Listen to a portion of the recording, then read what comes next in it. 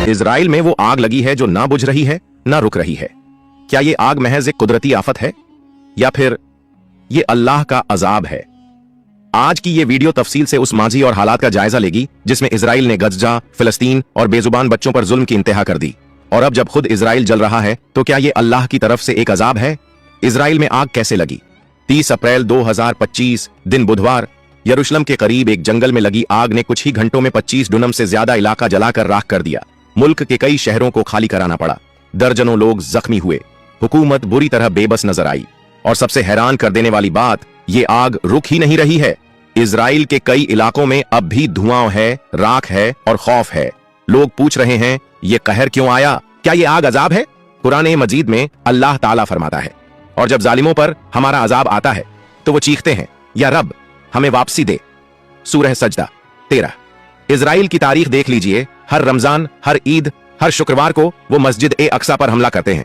गज्जा की बस्तियों पर बम गिराते हैं। माओं की गोदें सूनी कर दी जाती हैं। बच्चे मिट्टी में दब जाते हैं और दुनिया खामोश तमाशाई बनी रहती है। मगर अल्लाह खामोश नहीं। अल्लाह इंतजार करता है मगर छोड़ता नहीं। और जब अजाब आता है तो वो इसी तरह आता है, आग बनकर, हवा बनकर या जलजले की शक्ल में। गज्जा के शहीदों का खून क्या रंग ला रहा है? गज्जा में 2023-2025 के बीच तकरीबन 40,000 लोग शहीद हुए, जिनमें 70% बच्चे और औरतें थीं। इजराइल ने स्कूलों, मस्जिदों, हॉस्पिटल्स तक को नहीं बख्शा। लेकिन इस बार जिस वक्त गंजा में ईद थी, उसी वक्त इजराइल जल रहा था। क्या ये इत्तेफाका है या फिर शहीदों का लहू अल्लाह के अर्श तक जा पहुंचा? हमने सुना है, जब कोई मजलूम बद्दुआ करता है तो अल्लाह और उसके दरमियान कोई पर्दा नहीं रहता। क्या गज्जा की माओं की आह ने इजराइल को जला डाला? दुनिया खामोश, लेकिन अल्लाह नहीं। यूएन, अमेरिका, यूरोप, सबको गाजा के शहीद नजर नहीं आए। लेकिन अब जब इजराइल में आग लगी तो सब परेशान हैं। फायर ब्रिगेड भेजी जा रही है, मदद की पेशकश की जा रही है। क्यों? क्योंकि आग इजराइल में लगी है, गाजा में नहीं। मगर अल्लाह की लाठी बेआवाज है। जब वो पकड़ता है तो किसी सुपर पावर की कोई औकात नहीं बचती। आज इजराइल खुद खौफ में है कि कहीं ये आग पूरे मुल्क को ना निगल जाए। हमारी जिम्मेदारी क्या है?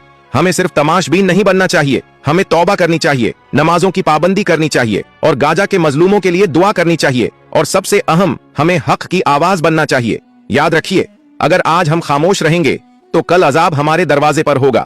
क्योंकि जब जुल्म के खिलाफ आवाज नहीं उठाई जाती तो फिर अल्लाह सबका हिसाब लेता है। नतीजा और पैगाम। इजराइल की आग सिर्फ एक हादसा नहीं है, ये एक पैगाम है, एक चेतावनी है कि जुल्म चाहे जितना भी ताकतवर हो, अल्लाह की पकड़ से नहीं बच सकता। गाजा के शहीदों का खून रंग ला रहा है और ये आग उसी लहू की चीख है। इजराइल में आग कहां कहां फैली, कितनी तेजी से फैली? 30 अप्रैल 2025 को यरूशलेम के पास के इलाकों में आग भड़क उठी, जो कुछ ही घंटों में 25,000 डुनम, लगभग 6,170 एकड़ क्षेत्र में फैल गई।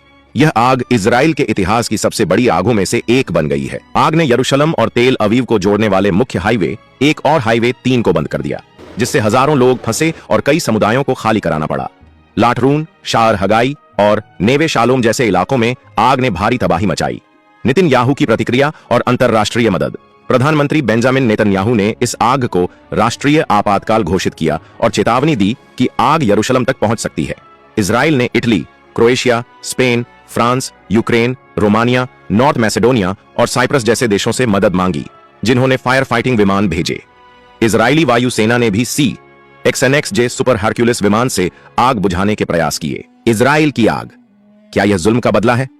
दुनिया ने देखा है कि इजराइल ने सालों से फिलिस्तीन और गाजा के बेगुनाह लोगों पर कितने जुल्म किए हैं।